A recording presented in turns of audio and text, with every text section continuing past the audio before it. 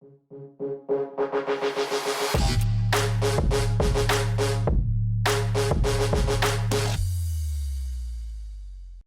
à tous et bienvenue dans ce nouvel épisode du Canap by Excelsior. Aujourd'hui, j'ai le plaisir d'accueillir Sylvain Tillon. Tu es fondateur du Bahut. Co-fondateur du Bahut. Co-fondateur du Bahut. Donc, on va parler justement formation à distance. On va parler d'un nouveau métier, en tout cas, que tu proposes à travers cette formation.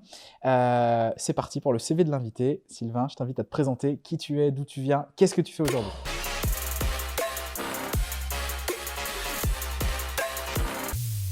Merci pour l'accueil. Sylvain, prépa école de commerce, voie assez traditionnelle, mais en première année d'école, j'ai créé une première boîte de bijoux pour T'avais cheveux. quel âge du coup 21 ans. Ouais, ok. Assez tôt. Très tôt. J'ai eu la chance de pouvoir aménager mon programme pour suivre les deux. Donc j'ai eu mon diplôme en 6 ans, 7 ans, à la place de 3. Ouais. Mais du coup, j'ai vécu une première aventure entrepreneuriale assez folle de bijoux pour cheveux.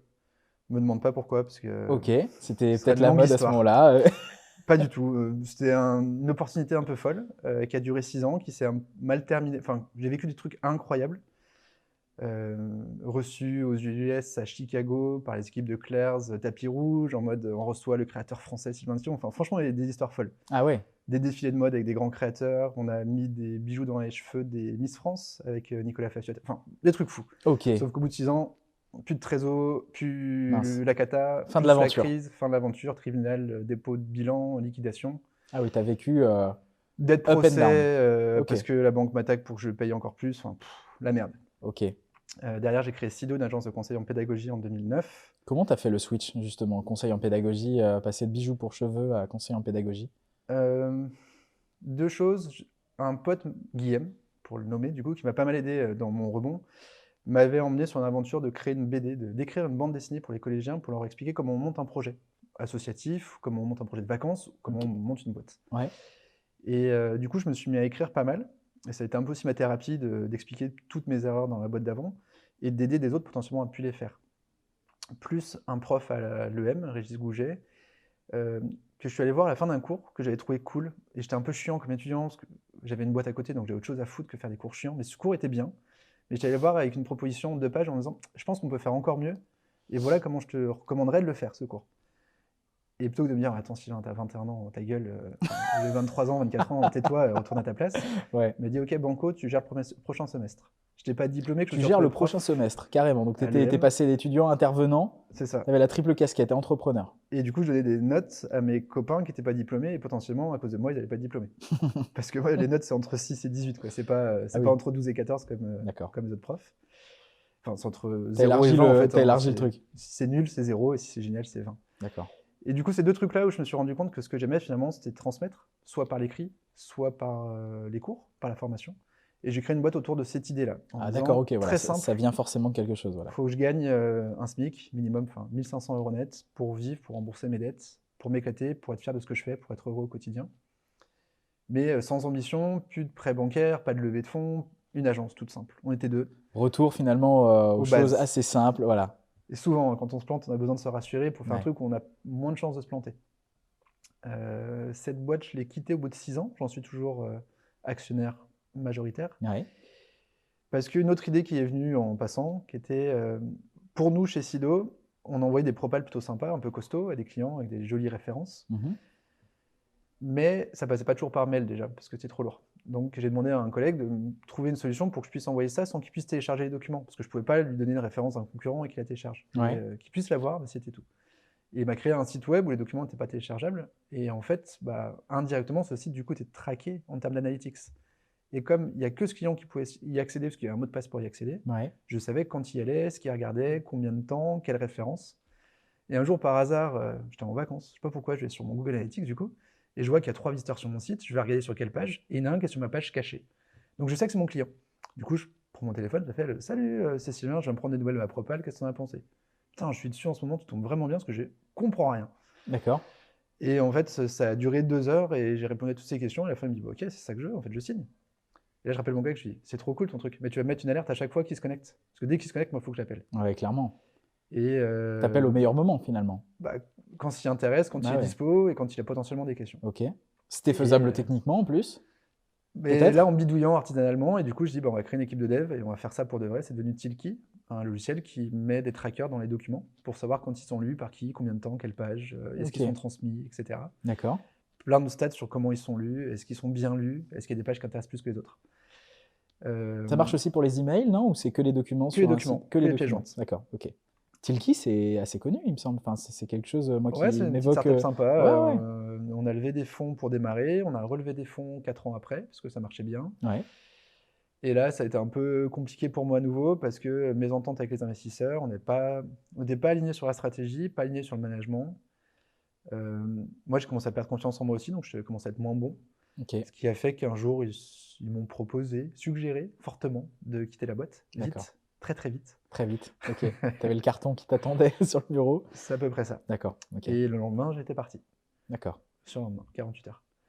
Et là, quand même, ouais, j'ai pris un gros coup sur la gueule. Donc, à nouveau, échec pour moi, même si la boîte continue. Je suis toujours actionnaire, la boîte va très bien. C'est un super logiciel, super équipe. C'est mon associé qui a repris le lead. Donc, plutôt rassuré, comme quoi je savais que ça allait bien continuer. Mais qu'est-ce que j'allais foutre de ma vie, en fait? Là, j'avais pas prévu de plan B. Autant les bijoux, j'ai vu le truc venir et du coup, j'étais préparé. T'avais déjà à faire autre préparé chose. le chemin un petit peu, le terrain à côté. Ouais, j'ai eu 6 mois pour me dire ça va s'arrêter. Là, ça a été C'était trop brutal, 48 heures, effectivement. carrément. Plus avec la grosse perte de confiance. T'as pris du temps pour toi ou tu t'es dit, attends, là, faut que dans 72 heures, je sois à nouveau sur un projet. Ouais, j'étais incapable. Ouais. Alors, j'étais faire le Père Noël pour ma fille à la crèche. Parce que finalement, un truc que j'aurais jamais fait en temps normal, mais là, j'avais un peu de temps. Ouais. Ce qui aurait pu être très cool, sauf que le seul gamin qui a pleuré, c'était ma fille, qui avait peur de moi, du coup, enfin, en Père Noël. Et après, j'avais prévu 2 semaines de vacances que j'ai gardées, qui m'ont permis de prendre un peu de recul. Et j'ai mis 2 mois derrière, où j'ai été bosser chez des potes, pour voir comment ils bossaient, pour me remettre un peu dedans. Ok. Pour retrouver un Qui peu confiance en faisaient des moi. métiers que tu connaissais pas forcément avant. Ouais, connexes, ou- ou me demander des petites missions, où j'ai commencé à avoir 2-3 petites prestations, machin. T'as pris l'air, quoi, on va dire. Ouais. Tu t'es un peu aéré le cerveau.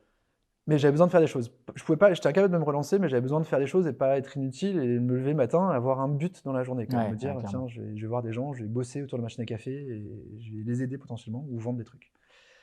Et j'avais un truc qui m'était resté en tête, c'est j'étais intervenant à la Rocket School, une école qui forme des BizDev en 3 mois gratuitement avec un premier job garanti au bout, parce qu'ils leur trouvent une alternance à chacun d'eux.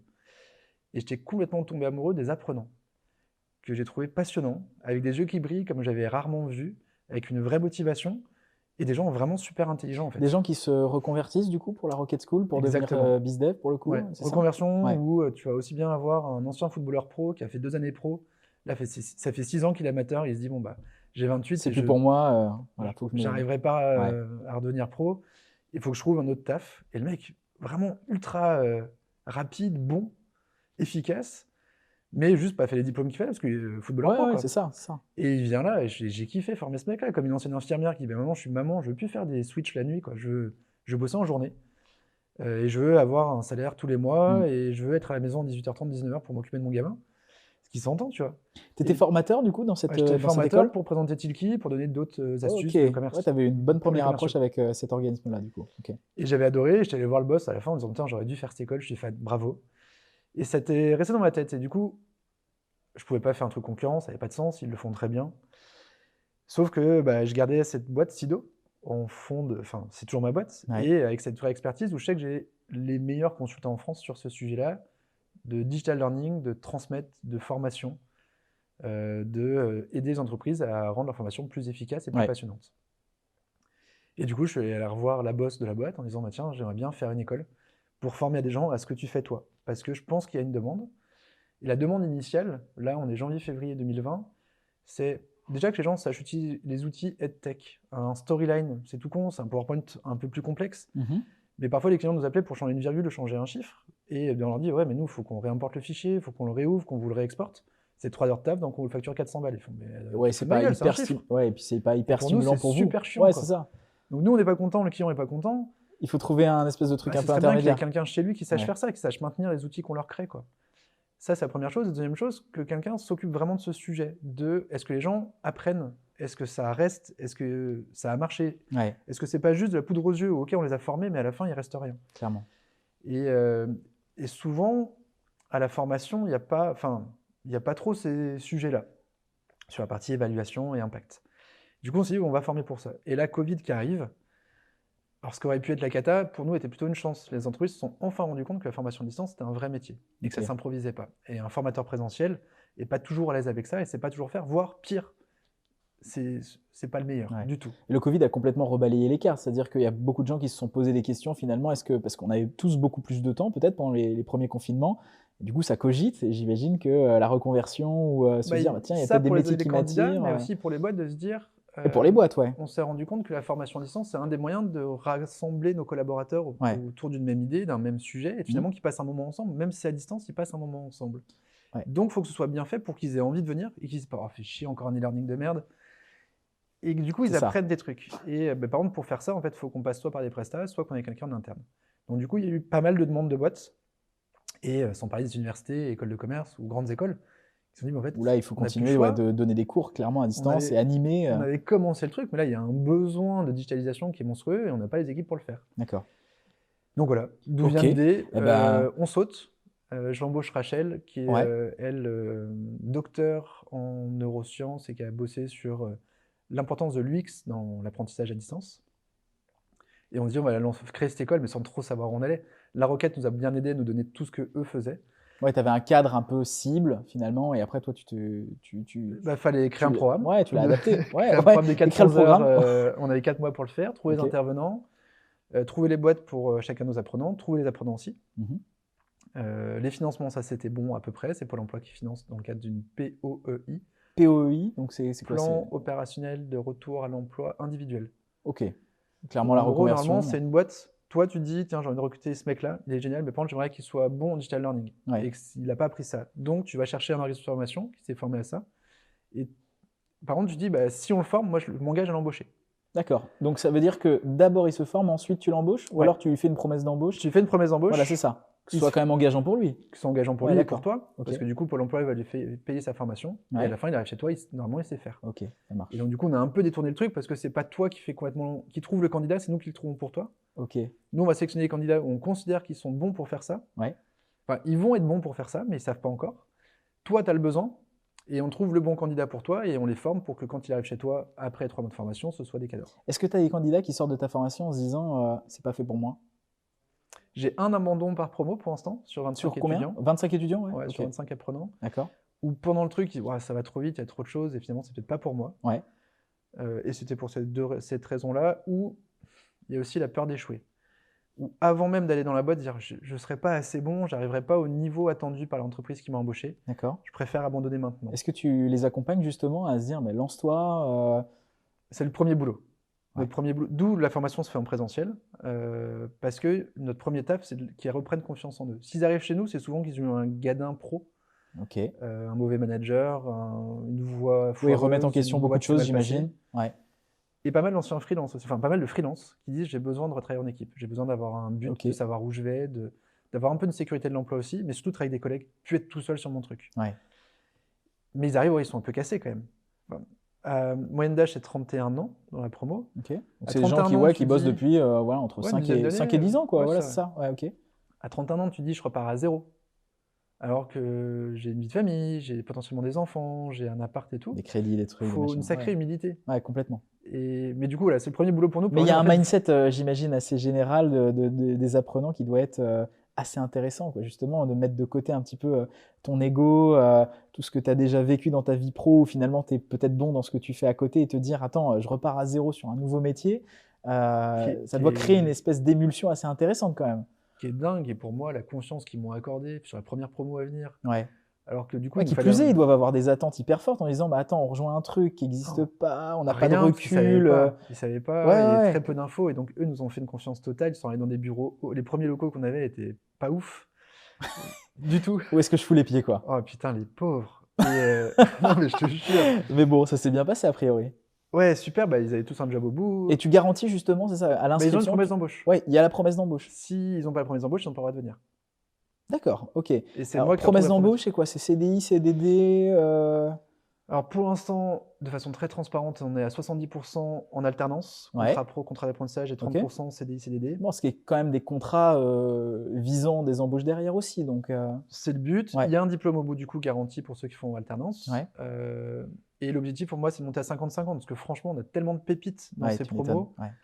que c'est mérité. Enfin, ce serait mérité Et pour c'est un eux qui métier sont qui est en train CDI. d'exploser, donc ça va se démocratiser dans les entreprises.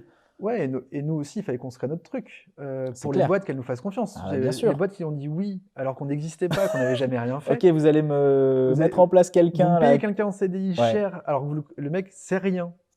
Et vous savez même pas si à la fin des 3 mois il saura quelque chose. Ouais. C'était compliqué au tout début. La formation dure combien de temps? Tu disais 400 heures, donc c'est quoi, 3 mois? 3 mois full time. 3 mois full time. Tu as d'autres modes de fonctionnement sur la formation? Du tout. Ok, Après, c'est le pendant mode les 3 uni. mois, c'est 50% présentiel, 40% distanciel synchrone et 10% distanciel asynchrone pour Ouais. vivre les 3 formats. D'accord. Mais non, on fait que 2 promos par an sous ce format-là pour l'instant. Ok. Et après, alors moi, enfin, on reçoit régulièrement des invités, justement, on parle de connaissances versus compétences, surtout dans le domaine de la formation. Là, toi, tu inculques quoi concrètement? De la connaissance? Est-ce qu'il y a des cas pratiques? Est-ce que derrière, tu vois, ces personnes arrivent de façon, enfin, sont opérationnelles quelque part un petit peu sur le terrain? Toutes les semaines, tous les jours, il y a un cas pratique quasiment. Tous les jours, il y a des cas pratiques, Et, d'accord. Ok, ouais, il y c'est a ça. 6 gros blocs et toutes les semaines, ils ont des gros cas à Ouais, faire. ok. Le premier va être de réimaginer une formation présentielle, le deuxième d'animer une classe virtuelle, le troisième de créer un e-learning sur Storyline, le quatrième de déployer un LMS, enfin d'implémenter un Ouais. LMS, le déployer, le maintenir, et le dernier, j'en oublie un ou deux en passage, qui est de créer une formation blended complète, de Ok. la concevoir en termes d'ingénierie, de choisir un LMS, de l'implémenter Ouais. et de mettre tous les supports dessus, et que ce soit certifiant à la fin, que tu puisses dire les gens ont réussi ou pas et Peu pourquoi. importe le domaine de la formation, c'est-à-dire que eux, ils arrivent à cadrer un programme de formation à distance, du coup? C'est ça le but. Ouais. Concepteur pédagogique multimédia ou digital learning manager, pour nous, c'est quelqu'un qui est expert de la transmission. Voilà, d'accord. Quel que Peu soit le importe sujet. le sujet, voilà, c'est ça. Voire, Toi, c'est tu leur mieux donnes qu'il les soit pas clés et expert du après, ils sujet. s'adaptent au contexte de l'entreprise, pour le coup. Pour être capable de prendre du recul, de bosser avec un expert et d'être capable de prendre du recul, de lui dire bah, voilà comment on va le découper, voilà comment les gens doivent apprendre, ce qu'ils doivent retenir, et voilà comment je vais lui transmettre. Très cool, ok. Mais que ce soit la couverture de toit, la boulangerie, la communication ou une nouvelle assurance dans une banque, Ouais. on s'en fiche en fait. Ok. C'est quoi la suite justement? Parce que voilà, tu as un profil entrepreneurial, j'imagine que tu as des rêves plein la tête peut-être à travers cette boîte. Qu'est-ce que tu vises exactement? À très court terme, prochain objectif, c'est d'avoir un diplôme, un titre RNCP, Ouais, ok. pour qu'à la fin, ils aient bien un bac plus 3 et qu'après, ils puissent partir sur une alternance vers un bac plus 4 qu'on fait avec Open Classroom. Ok. C'est potentiellement proposer des classes virtuelles tous les mois pour nos anciens et pour des boîtes parce qu'on fait de grosses veilles et pour leur montrer un peu ce qui se passe et pour qu'ils soient toujours à la pointe et qu'ils continuent, eux, à se former tout au long de la vie. Potentiellement créer un bac plus 2 aussi pour des learning designers, qui est un autre besoin. Parce qu'en fait, tu as l'expert, Ouais. celui qui récolte le contenu, qui le digère et qui le storyboard, on va dire, enfin Ouais. qui le découpe. Et après, il faut produire. Et nous, on les forme à savoir produire. Mais clairement, ils sont Mais tu tellement as bons. d'autres acteurs dans la chaîne de valeur, quoi, du coup. Bah, il faut quelqu'un qui sait filmer, il faut quelqu'un qui sait dessiner, il faut quelqu'un qui sait un peu coder potentiellement. Ouais. Donc, tu vas peut-être préparer des personnes demain à un autre métier très spécifique et Ouais, à terme d'avoir cette chaîne de valeur complète de la formation à exactement. distance. Parce que dans les boîtes qui veulent faire ça bien, il te faut un ingé pédago, Ouais. ce à quoi on forme, et en dessous, il faut 2 learning designers qui vont Ok. produire. Ça marche. Et du coup, l'idée serait de créer ça après. Mais après, par contre, on veut rester petit, artisanat de luxe, on fera que de promos à Lyon sur la partie ingé pédago. Nous, on veut être l'école où on forme les meilleurs. D'accord. Pour l'instant, Côté un petit peu 100% premium, quoi, du coup. ultra premium. Et pas bashing finalement, où tu as des promos qui sortent comme ça à l'appel et puis tu connais pas réellement la qualité Ouais, clairement. Il y a des ça, personnes qui mais sortent de ta on promo. veut 100% de personnes qui sont ultra compétentes en sortant. Ouais, On veut un taux de complétion maximal, quitte à ce que les gens abandonnent pendant, mais ceux qui sortent, on veut être sûr qu'ils soient très bons. Et la formation à distance, c'est quand même plus dur que la formation présentielle. d'accord. Tout le monde n'est pas motivé pour suivre son ordi et écouter des vidéos pendant 3 heures. C'est le plus dur, ouais, de pendant capter 3 mois. l'attention des gens finalement à distance. Et que ça coûte très cher si on veut le faire vraiment très bien. Ouais. Et qu'on n'a pas les moyens de le faire, il n'y a pas le marché non plus pour le faire. Mm. Et qu'on ne veut pas arriver à un taux de complétion inférieur à 100%. D'accord. Et que du coup, c'est pour ça qu'on préfère faire petit, mais ultra quali. Et il y a bien. d'autres acteurs qui le font très bien sur le plus massif, Ouais. genre Open Classroom. Leurs vidéos sont très cool, l'accompagnement est super. Mais tu connais moins tes étudiants, tu les as moins accompagnés, Oui, tu es moins sûr de leur niveau C'est à une la fin. approche qui est différente. C'est ça. Ok. Mais du coup, c'est pour ça qu'on est très complémentaires. Très cool. Ok, ça marche, Sylvain. Je vois le temps qui défile, on va passer aux questions.